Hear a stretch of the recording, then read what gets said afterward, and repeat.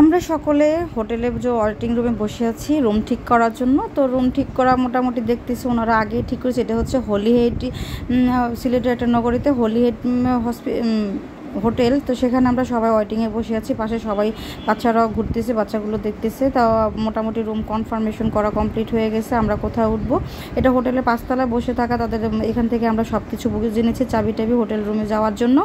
তো মোটামুটি আমাদের এখানকার প্রক্রিয়া শেষ হওয়ার পরে আমরা সবাই উঠে দাঁড়াচ্ছি।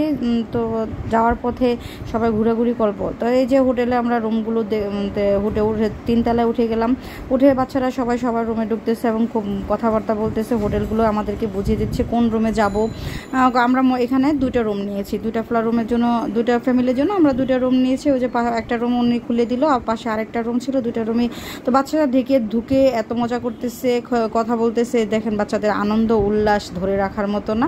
এদিকে বড় মেয়ে আমার বাচ্চাদেরকে নিয়ে ঘোরাফেরা করতেছে, আর বাচ্চা কোলেরা এই রুম ওই রুম দৌড়াদৌড়ি। তারা অনেক দিন পরে ঢাকা থেকে বের হয়েছে, ঘুরতেছে। সবগুলো রুম তারা ডিটেলসে আমাদেরকে দেখাচ্ছে এবং খুব ভালোই লাগতেছে। হোটেলগুলো রুমটাও অনেক সুন্দর ছিল, হোটেলটাও খুব নতুন, ডেকোরেশন কমপ্লিট করা। আমার কাছে হোটেলের পরিবেশটা অত্যাধুনিক ভালো লাগতেছিল। তারপরে এখানে আমাদের সব রাত্রে